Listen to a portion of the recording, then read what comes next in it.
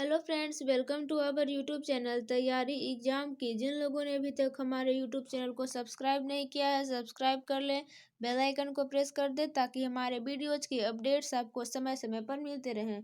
Okay, तो आज हम लोग कक्षा 10वीं की विगत वर्षों से पूछा गया जो प्रीवियस ईयर क्वेश्चन होता है वो मैं कराने वाली हूँ। वो विज्ञान का है, खंड अ वस्तुनिष्ठ प्रश्न। ठीक है, तो आइए वीडियो को स्टार्ट करते हैं और देखते हैं क्या क्या पूछा गया था। इस वीडियो में आपको 40 ऑब्जेक्टिव टाइप क्वेश्चन आंसर मिलेंगे और कुछ सब्जेक्टिव टाइप मिलेंगे। लघु उत्तरीय प्रश्न भौतिक शास्त्र और रसायन शास्त्र का। ओके, और कल मैं वीडियो डाल दूंगी जीव विज्ञान का। ठीक है, ओके, कल वीडियो साइंस जीव विज्ञान का डाल दूंगी और कल दीर्घ उत्तरीय प्रश्न भी कवर कर लेंगे।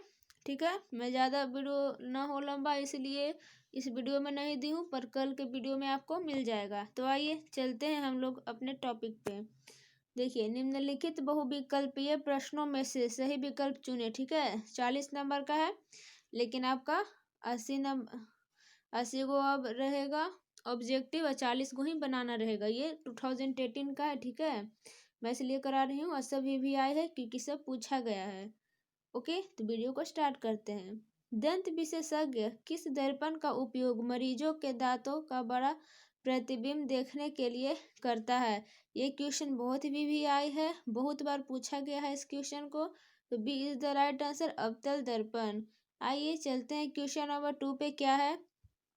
कौन सा लेंस अपसारी लेंस भी कहलाता है? तो इसका उत्तर हो जाएगा आपका बी, उत्तल लेंस। आइए चलते हैं क्वेश्चन नंबर 3 पे। क्या है? पुतली के साइज को कौन नियंत्रित करता है? तो इसका राइट आंसर आपको हो जाएगा डी, रेटिना दृष्टिपटल।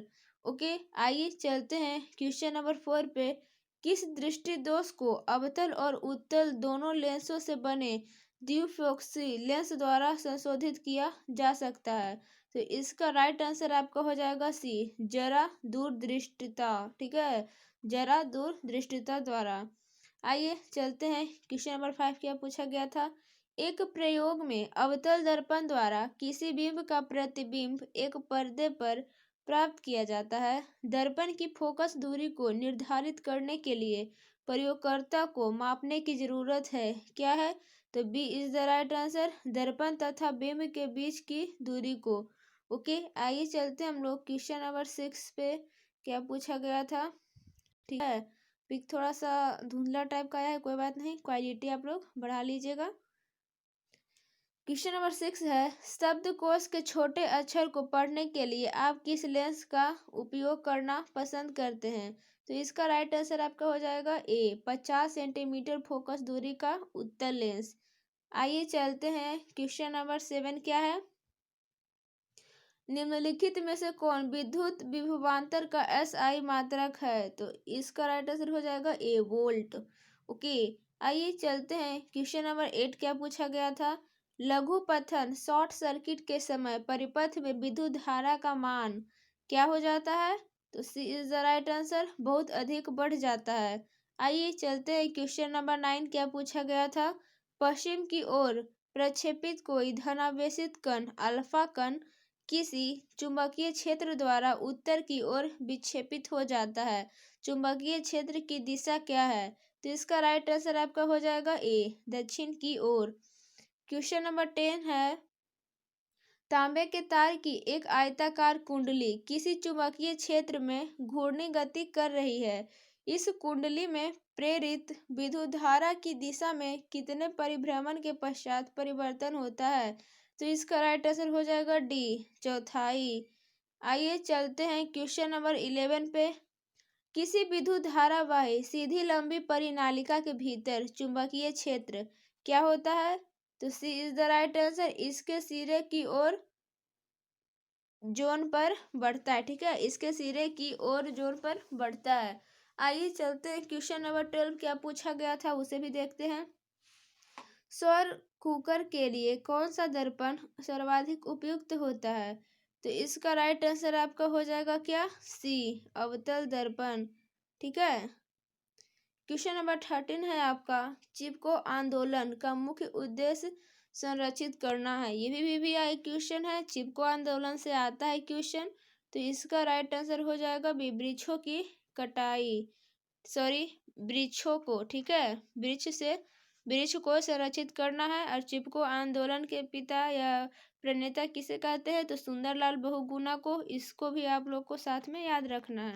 आइए चलते हैं, क्वेश्चन नंबर 14 क्या है? निम्नलिखित में से किस विलेन का उपयोग दीवारों की सफेदी करने के लिए किया जाता है? तो इसका राइट आंसर आपका हो जाएगा बी, CaOH2, ठीक है। आइए चलते हैं, क्वेश्चन नंबर 15 क्या है? Na2SO4 plus BaCl2 arrow BaSO4S+2 NaCl उपयुक्त रासायनिक अभिक्रिया है। तो इसका राइट आंसर हो जाएगा सी, द्विविस्थापन अभिक्रिया। ओके, आइए चलते हैं, क्वेश्चन नंबर 16 क्या पूछा गया था आपका? निम्नलिखित में से कौन सा बुझा हुआ चूना है? तो इसका राइट आंसर हो जाएगा ए, CaO, ठीक है। क्वेश्चन नंबर 17 है आपका, लवण Na2CO3 का जलीय विलयन का pH है, क्या है? तो इसका राइट आंसर हो जाएगा आपका बी, 7 से अधिक। ओके, आइए चलते हैं, क्वेश्चन नंबर 8 क्या पूछा गया था आप लोगों का? सॉरी, क्वेश्चन नंबर 18, बॉक्साइट किस धातु का महत्वपूर्ण अयस्क है?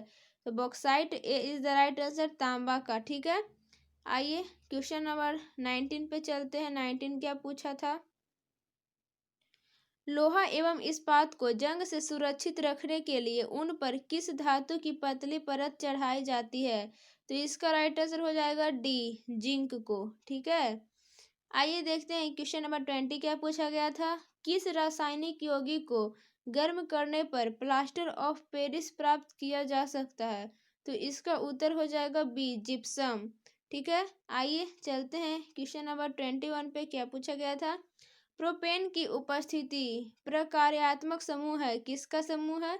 तो सी इज द राइट आंसर, ठीक है, कार्बन का, ठीक है, कार्बन और ऑक्सीजन का। ओके, आइए चलते हैं, क्वेश्चन नंबर 22 है आपका, एसिटिक अम्ल का IUPAC नाम है, क्या है? तो इसका राइट आंसर हो जाएगा ए, एथेनॉइक अम्ल, ठीक है। आइए चलते हैं, क्वेश्चन नंबर 3 क्या पूछा गया था? विद्युत अपघटनी परिष्करण में अशुद्ध धातु को बनाया जाता है, क्या बनाया जाता है? A is the right answer, anode. आइए चलते हैं, क्वेश्चन नंबर 24 क्या है? अष्टक सिद्धांत को किसने स्थापित किया? तो इसका राइट आंसर हो जाएगा ए, डोबेराइनर, ठीक है, डोबेराइनर किया था, ठीक है। क्वेश्चन नंबर 25 है आपका, आधुनिक आवर्त नियम के अनुसार तत्वों का गुणधर्म क्या होता है? तो B is the right answer आपका हो जाएगा, परमाणु संख्या का आवर्त फलन है। क्वेश्चन नंबर 26 है, देखिए क्या है? निम्नलिखित में कौन सा आयन लाल लिटमस विलयन को नीला कर सकता है? तो इसका राइट आंसर हो जाएगा बी, OH धनायन। क्वेश्चन नंबर 27 है, पादप में जाइलम उत्तरदायी है, किसके लिए? तो A is the right answer, जल का वहन के लिए। इसके पहले ऑब्जेक्टिव में बताए थे ना, ज से जाइलम, ज से जल, ठीक है।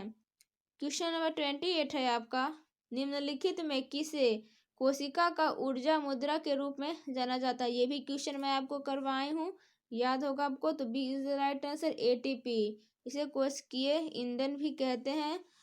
ओके, और इसका फुल फॉर्म होता है एडेनोसिन ट्रिफॉस्फेट। चलते हैं, क्वेश्चन नंबर 29 पे क्या है? पत्तियों में गैसों का आदान प्रदान कहाँ से होता है? तो B is the right answer, रंध्र। क्वेश्चन नंबर 30 है,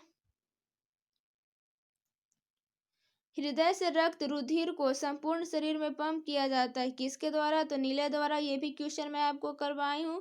क्वेश्चन नंबर 31 है, कौन सा पादप हार्मोन पत्तियों के मुरझाने के लिए उत्तरदायी है? तो A is the right answer, auxin, ठीक है। आइए चलते हैं,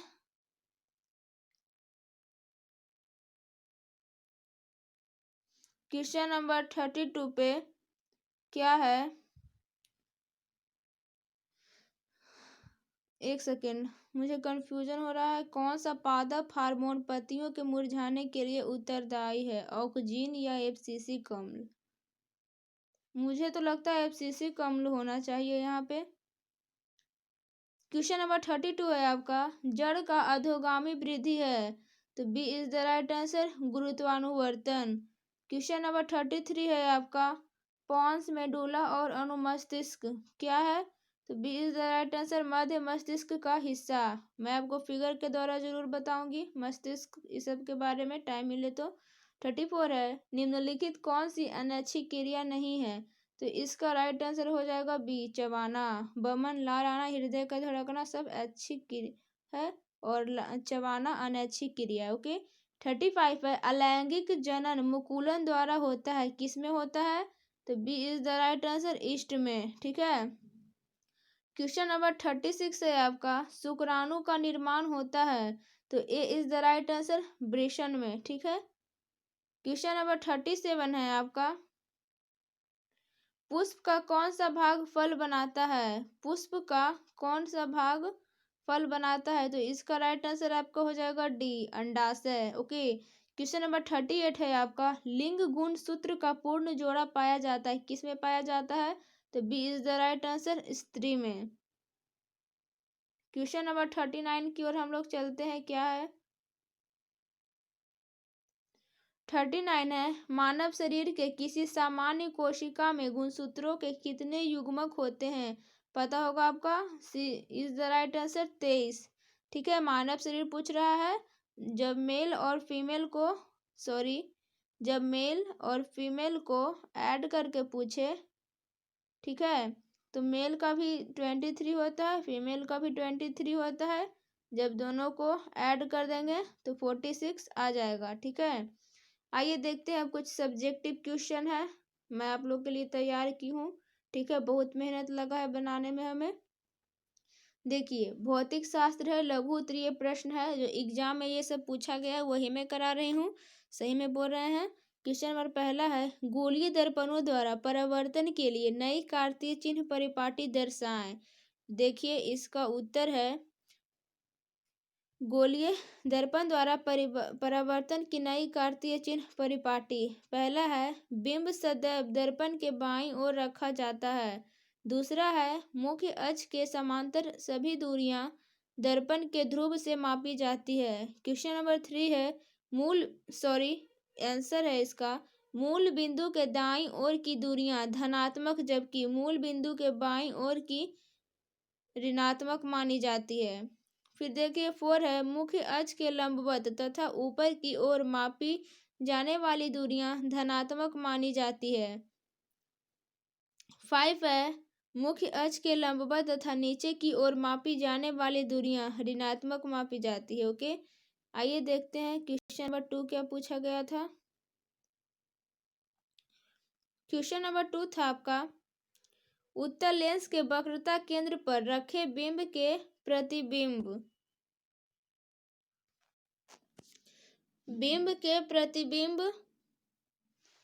के लिए एक किरण आरेख खींचे और उस प्रतिबिंब की प्रकृति, आकार, साइज एवं स्थान को लिखें। ठीक है। देखिए, इसका उत्तर है, हम पिक्चर बनाए थे कल, देखिए मैं बनाई हूँ पिक्चर, ये पोल है। ठीक है, इसे ध्रुव कहते हैं। ठीक है, इसे ध्रुव कहते हैं। ये फोकस है। ठीक है, ये सेंटर है। ओके, चलिए देख लिए। अब देखिए यहाँ पे समझाए हैं क्या क्या है लिखा हुआ इस पिक्चर में। देखिए, बिंब की स्थिति दर्शाए हैं, बिंब की स्थिति अनंत पर और बिंब की स्थिति फोकस एफ पर, दर्पण के पीछे प्रतिबिंब का साइज अत्यधिक छोटा, बिंदु के साइज का, प्रतिबिंब की प्रकृति आभासी तथा सीधा। देखिए, जब बिंब की स्थिति अनंत तथा दर्पण के बीच में हो तो यहाँ पे प्रतिबिंब की स्थिति पी तथा एफ के बीच होगा और प्रतिबिंब का साइज छोटा होगा और प्रतिबिंब की प्रकृति आभासी तथा सीधा होगा। ओके, आइए चलते हैं क्वेश्चन नंबर 3 पे क्या था। देखिए, क्वेश्चन नंबर 3 क्या पूछा गया था आप लोगों का।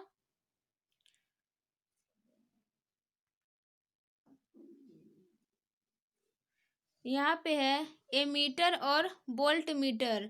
ठीक है, एमीटर और वोल्ट मीटर को विद्युत परिपथ के साथ क्रमशः श्रेणी एवं समानांतर क्रम में जोड़ा जाता है। इसका उत्तर हो जाएगा एमीटर धारा मापने की एक युक्ति है, अतः इसे विद्युत परिपथ के श्रेणी क्रम में जोड़ा जाता है ताकि कुल धारा इसे होकर प्रवाहित हो। इसका प्रतिरोध बहुत कम होने के कारण प्रवाहित धारा का परिमाण नहीं बदलता है। वोल्टमीटर विद्युत परिपथ में किन्हीं दो बिंदुओं के बीच विभवांतर मापने की युक्ति है, अतः इसे अन्य दो बिंदुओं के समांतर क्रम में जोड़ा जाता है। इसका प्रतिरोध बहुत अधिक होने के कारण यह परिपथ से नगण्य धारा लेता है। ठीक है, इसका 4 का अब अगला क्वेश्चन आ गया। 4 का यह है, किसी क्षण चुंबक के चारों ओर चुंबकीय क्षेत्र रेखाएं खींचिए। कह रहा है किसी क्षण के चारों ओर चुंबकीय क्षेत्र रेखाएं खींचिए। ठीक है, मान लीजिए कि ये क्षण है। ठीक है, ये क्षण है, यस है यानी कि साउथ, यन है यानी कि नॉर्थ। ठीक है, एस कहे तो साउथ, ठीक है, और एन कहे तो नॉर्थ। ओके, साउथ मतलब आपका होता है दक्षिणी ध्रुव, समझिए एक तरह से दक्षिणी ध्रुव, और नॉर्थ कहें तो उत्तरी ध्रुव। एक सेकेंड, और नॉर्थ कहें तो उत्तरी ध्रुव। ये चुंबक के दो ध्रुव होते हैं, एक उत्तरी ध्रुव एक दक्षिणी ध्रुव। ठीक है, तो वही कह रहा है कि चारों ओर लाइन खींचना है। ठीक है, और दर्शाना है, तो हम यहाँ पे दर्शाए हैं, इसी टाइप का होगा। फिर देखिए, किसी क्षण चुंबक के चारों ओर क्षेत्र रेखाएं, इसमें यही करना था बस। फिर देखिए बी क्या पूछा गया था यहाँ पे आपका, किसी क्षैतिज संचरण तार पावर लाइन में पूर्व से पश्चिम दिशा की ओर विद्युत धारा प्रवाहित हो रही है। इसके ठीक नीचे के किसी बिंदु पर चुंबकीय क्षेत्र की दिशा क्या है? तो इसका उत्तर हो जाएगा आपका, यहाँ पे देखिए, विद्युत धारा पूरब से पश्चिम की ओर प्रवाहित हो रही है। दक्षिण हस्त अंगुष्ठ नियम के लागू करने पर हमें तार के नीचे के किसी बिंदु पर चुंबकीय क्षेत्र की दिशा उत्तर से दक्षिण की ओर प्राप्त होती है। तार से ठीक ऊपर के किसी बिंदु पर चुंबकीय क्षेत्र की दिशा दक्षिण से उत्तर की ओर है। ठीक है, देखिए क्वेश्चन नंबर 5 है, न्यूमेरिकल से पूछा गया था। क्या था, दो विद्युत लैंप जिनमें से एक अनुमतांक 100 W 220 V तथा दूसरे का 60 W 220 V है, विद्युत मेष के साथ पार्श्व क्रम में संयोजित है। यदि विद्युत आपूर्ति की वोल्टता 220 V है तो विद्युत मेष से कितनी धारा ली जाएगी? तो इसका आंसर हो जाएगा, यहाँ पे देखिए मैं बनाई हूँ, शॉर्ट में बता देती हूँ, ज़्यादा समझाऊंगी टाइम लॉस हो जाएगा। परिपथ में कुछ शक्ति की खपत बराबर 100 + 60 बराबर 160 W। ठीक है, वोल्टता V इक्वल टू 220 V। ठीक है, लेकिन शक्ति V आई, इसलिए धारा I बराबर शक्ति बटा V।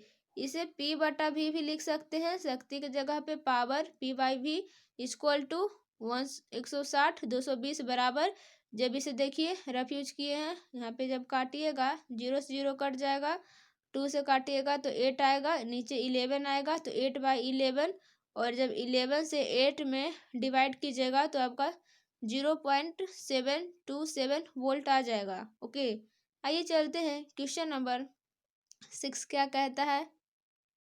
6 है, जीवाश्मी ईंधन की हानियां हैं। जीवाश्मी ईंधन की हानियां हैं, तो इसका उत्तर हो जाएगा, हम आप लोगों के लिए बताने के लिए ये ऐड किए हैं इतना। ठीक है, ताकि आप लोगों को समझ में आए कि जीवाश्म ईंधन कहते हैं किसको। तो वह दहनशील पदार्थ जो पेड़ पौधे तथा जानवरों के अवशेष से प्राप्त, जो लाखों वर्ष पूर्व पृथ्वी की गहराई में दब गए थे, से प्राप्त होता है, जीवाश्म ईंधन कहलाता है। ठीक है, जैसे कोयला, पेट्रोलियम, प्राकृतिक गैस इत्यादि। ओके, देखिए जीवाश्म ईंधन की हानियां क्या क्या होता है। तो पहला है जलने से पर्यावरण प्रदूषित होता है। 2 है आपका जलने से कार्बन डाइऑक्साइड निकलता है जिससे ग्रीन हाउस पर प्रभाव पड़ता है। तीसरा है आपका जलने से उत्पन्न अवयवों से अम्लीय वर्षा होती है जबकि असमाप्य स्रोत अनवीकरणीय है। अनवीकरणीय है कहने का इसका अभिप्राय है असामाप्य स्रोत अनवीकरणीय मतलब कोयला, पेट्रोलियम, प्राकृतिक गैस जो भी है जिसे एक बार उपयोग कर लेने के बाद पुनः उपयोग नहीं किए जा सकते हैं, इस कारण वहाँ पे अनवीकरणीय लिखा हुआ है। ओके, देखिए अब रसायन शास्त्र आ गया है आप लोगों का लघु उत्तरीय प्रश्न, साइंस में ये भी आता है। तो क्वेश्चन नंबर पहला है आपका, ये बहुत ही वीवीआई क्वेश्चन है, इसे आप लोग याद कर लीजिएगा। ये अभी जो बिहार बोर्ड इंटरनेट पर जारी किया था क्वेश्चन पेपर, उसमें भी ये क्वेश्चन आया था, ये तो लगता है मुझे आएगा। क्वेश्चन नंबर पहला है आपका, ऊष्माक्षेपी एवं ऊष्माशोषी अभिक्रिया क्या है, उदाहरण दीजिए। बहुत ही सिंपल है, इसका उत्तर हो जाएगा ऊष्माक्षेपी अभिक्रिया ऐसी अभिक्रियाएं जिनमें ऊष्मा निकलती है ऊष्माक्षेपी अभिक्रियाएं कहलाती है। उदाहरण मीथेन दहन की अभिक्रिया ऊष्माक्षेपी अभिक्रिया है। CH4 मीथेन यानी कि gas, 2O2 gas, arrow CO2 plus 2H2O plus ऊर्जा, और कितना ऊर्जा खपत होता है आपका, तो 880.4 kg मोल -1, ठीक है, इतना खपत होता है।